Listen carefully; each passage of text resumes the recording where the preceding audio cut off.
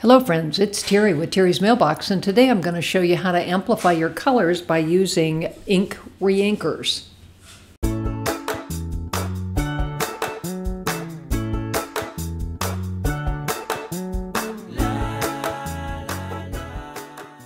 So I'm using the gorgeous Sulfur Cosmos dye. Just really love this one. And what I ended up doing is I started by creating the background. So I've got a couple of ink smooshed, and then the one on the left is actually watercolored. Just kind of took and did a watercolor wash using Lavender Fields, Coral Bliss, and Rubellite. And then this one is a green, using some of the green fields, and I'll use that for leaves, and I'll do something interesting with that background. So the first thing I did was I pulled out a lot of the different Sulfur Cosmos dyes, and I'm kind of arranging them on that watercolor background. And so just, really trying to capture a lot of the different colors in this. And I'm entering this in Altenews February challenge. I really loved the colors of this challenge, so that's what I'm working on right now. So you can see here when I cut out the different colors, you can see that I've got, an array of colors on the different die cut pieces. And so now I'm just going to arrange them on there. I really love what Altenews does with their dies, and that they give you the keyholes, which really help you line up all the dies. They're also numbered, so how much easier can they possibly make it? So my one piece keeps falling off here because, again, I'm trying just to add glue around the center and not over the entire piece, because I want it to have some depth. So again, I'm still working here. So I decided to put this piece on the top, actually, in the end, is what I decided. Still kind of playing. And again, Altenews gives you diagrams, which is great. They kind of show you what piece goes where. But again, you have some flexibility too, because again, as you can see, the centerpiece kind of holds it together, but the rest of them are radiating out from there.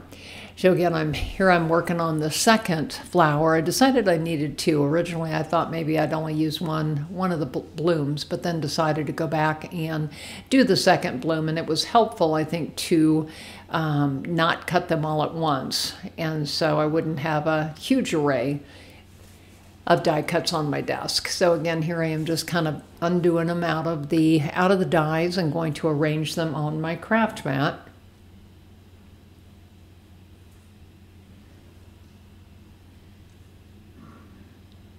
Okay, so now I gotta put this guy together. So again, just trying to organize them in the order that they go together.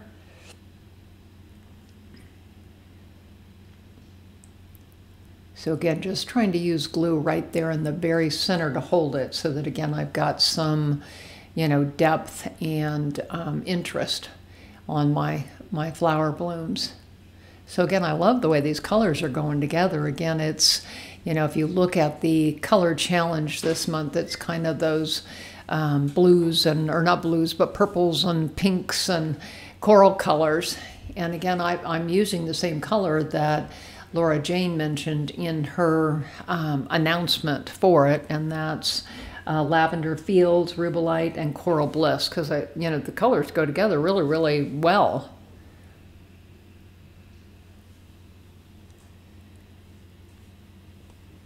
So I've got some leaves there that I've cut out and kind of ink smooshed.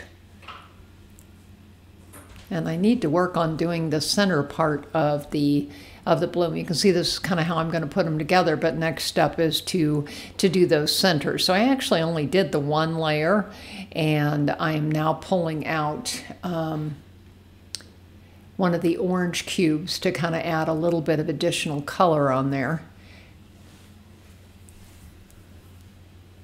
And then the next thing I did was grab a brown Copic to kind of color in the little dots. And again, just kind of gives the center of the flower some texture.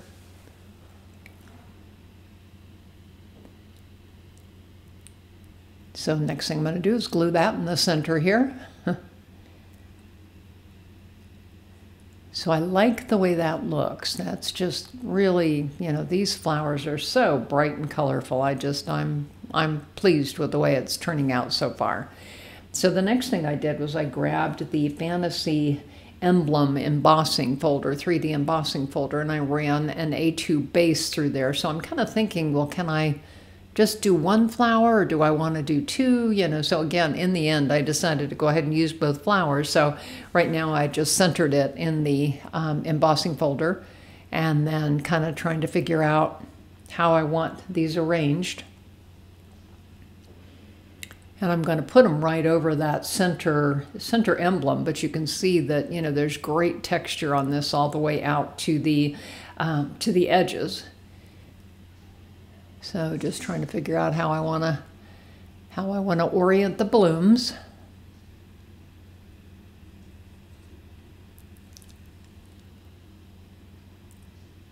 Getting the second bloom on there, and then I'm kind of pulling out those leaf sections, and I'll just pull up the edges of the flowers to fit the blooms back behind. And I want to make sure that they don't run over the edge of the card, because I don't have each leaf section completely glued down. Again, I'm looking for that dimension and that texture that you get.